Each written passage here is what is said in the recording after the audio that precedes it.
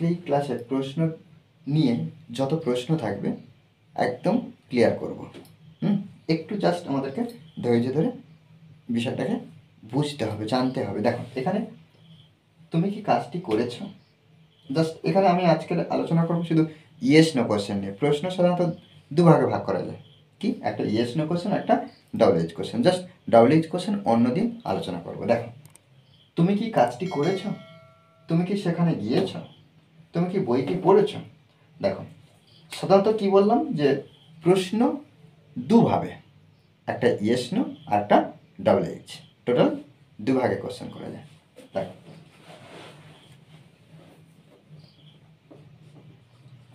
Yes no question আর একটা কি double H question. Yes no question কি, কোনো প্রশ্নের উত্তর হ্যাঁ অথবা না বললে হয়ে যায়, আর কিছু নেই এর মধ্যে। কি কোনো প্রশ্নের উত্তর হ্যাঁ অথবা না বললে হয়ে যায়। আর ডাবল এইচ কোশ্চেনের উত্তর কি হবে, যে কোনো কিছু বিস্তারিত কিছু বলতে হবে। ডাবল এইচ কোশ্চেনের উত্তর কি, কোনো কিছু বিস্তারিত কিছু বলতে হবে, যেটা হ্যাঁ বা না বললে হবে না, কিছু না কিছু বলতে হবে, একটা শব্দ হলেও বলতে হবে। আর এখানে হ্যাঁ অথবা না, ব্যাস, আর কিছু নেই। এই দু ধরনের। জাস্ট আজকের আমরা আলোচনা করব ইয়েস নো কোশ্চেন নিয়ে। দেখো তুমি কি কাজটি করেছো, ইয়েস অর নো। তুমি কি সেখানে গিয়েছো, ইয়েস অর নো। দেখো একটা বাক্য সাধারণ গঠন হয় কিভাবে, দেখো কিভাবে আমরা ধাপে ধাপে এগিয়ে যাব। সাধারণত একটা বাক্য গঠন হয় সাধারণ বাক্যের উপরে কি সাবজেক্ট, তারপর আমরা কি করবি এইচ ভি বসাই,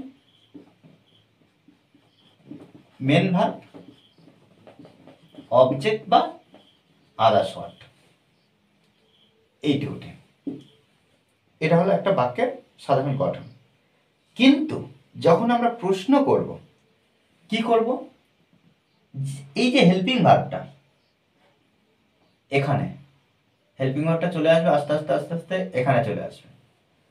আর যেহেতু হেল্পিং ভার্বটা এই যে সাবজেক্টের জায়গাটা নিয়ে নেবে, তখন সাবজেক্ট কি করবে, সাবজেক্ট ও কোথায় যাবে, ও কি পাগল হয়ে চারদিকে ছোটাছুটি করবে না, ও কি করবে, ওর জায়গা যেহেতু হেল্পিং ভার্ব নিয়েছে, তখন সাবজেক্ট কি করবে না হেল্পিং ভার্বের জায়গা নিয়ে যাবে, সিম্পল ব্যাপার।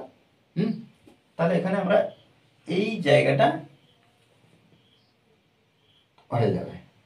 তাহলে আমরা এমনভাবে তো লিখতে পারি জিজ্ঞাসা চিহ্ন লাস্ট। হেল্পিং ভার্বটা কি, টোটাল ইংলিশ ল্যাঙ্গুয়েজে 24টা হেল্পিং ভার্ব, আমি যার was were have has had shall will should would can could may might must ought to need dare, আর কি আর তিনটে কি ডু ভার্ব, ডু ডাচ আর ডিড। এই 24টা হেল্পিং ভার্ব, এগুলো সবসময় সাবজেক্টের আগে বসে কি হয় না প্রশ্ন তৈরি করা হয়।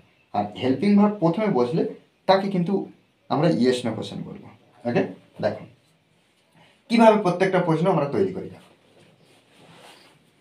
তুমি কি কাজটি শেষ করেছো, আমরা সাধারণ বাক্যে যদি আমরা এটা করতাম কি তাহলে তুলে দিতাম আর জিজ্ঞাসা চিহ্ন তুলে দিতাম, দিয়ে কি হয়ে যেত তুমি কাজটি করেছো। আর সাধারণত আমরা টেন্সের ক্ষেত্রে যখন কোনো কাজ এইমাত্র হয়ে গেছে, দেখো তুমি কাজটি করেছো, সাধারণ বাক্য বললাম তুমি কাজটি করেছো, তাহলে কোনো কাজ এইমাত্র হয়ে গেছে যখন বোঝাবে, তখন আমরা কি করব, গঠনটা কিভাবে লিখবো, সাবজেক্ট, আচ্ছা প্রেজেন্ট পারফেক্ট টেন্সে সাবজেক্ট হ্যাভ হ্যাজ প্লাস ভি3 প্লাস আদার্স ওয়ার্ড। ওকে, তাহলে সাবজেক্ট হ্যাভ হ্যাজের মধ্যে যখন একটা বসবে সাবজেক্ট অনুযায়ী, তারপর ভি3, তারপর আদার্স ওয়ার্ড। তাহলে এখানে দেখো আমরা কি করব না বসাবো ইউ হ্যাভ ভি3 করেছো, ডান, কি করেছো দ্য ওয়ার্ক। দেখো বাক্য কমপ্লিট, কিন্তু প্রশ্ন কিন্তু কমপ্লিট হয়নি। প্রশ্ন করতে হলে দেখো হেল্পিং ভার্বটা প্রথমে আমরা বাক্যের মধ্যে যে হেল্পিং ভার্ব পাবো, সেই হেল্পিং ভার্ব কি করব, সাবজেক্টের জায়গায় নিয়ে যাব, আর সাবজেক্টে হেল্পিং ভার্ব জায়গায় নিয়ে যাব। তাহলে এখানে আমরা চেঞ্জ করে দেব, ইউ হ্যাভ, তখন আর এটা থাকার কোনো প্রয়োজন নেই, বক্সটাও তুলে দেবো, জিজ্ঞাসা চিহ্ন আছে। তাহলে have you done the work, have you done the work, তুমি কি কাজটি শেষ করেছো? বা তুমি কি কাজটি করেছো?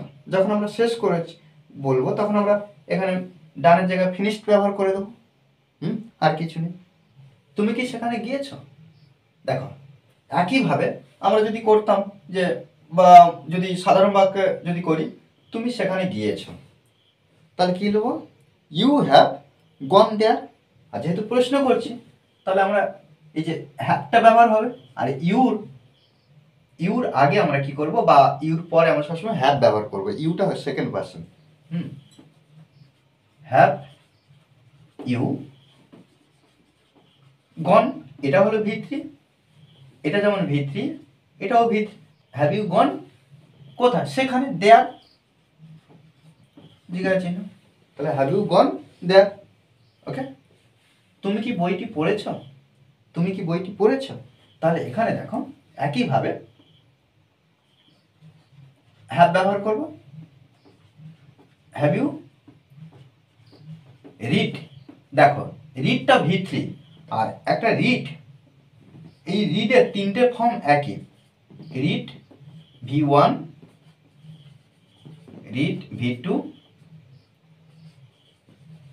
রিড V3, ওই জন্য আমরা রিড। তাহলে have you read the book, সে কি পরীক্ষায় পাস করেছে? দেখো এখানে সে আছে, সে সে থাকার কারণে আমরা এখানে কি বসাবো? হি অথবা সি বসাবো, আর হি বা সি পরে আমরা হ্যাজ বসাবো, হ্যাভ বসাবো না। কেন? হি অথবা সি, ছেলেদের ক্ষেত্রে হি, মেয়েদের ক্ষেত্রে সি, এটা হলো থার্ড পারসন সিঙ্গুলার নাম্বার, এটা থার্ড পারসন সিঙ্গুলার নাম্বার, সেক্ষেত্রে আমরা হ্যাজ বসাবো। আর এরপরে আমরা বসিয়ে কি করতাম, যে হি or she has past the examination. তাহলে এখানে আমরা ফার্স্ট টাইম বসালে ছোট করে দেবো, হি, আচ্ছা has he or she PASSED passed the examination।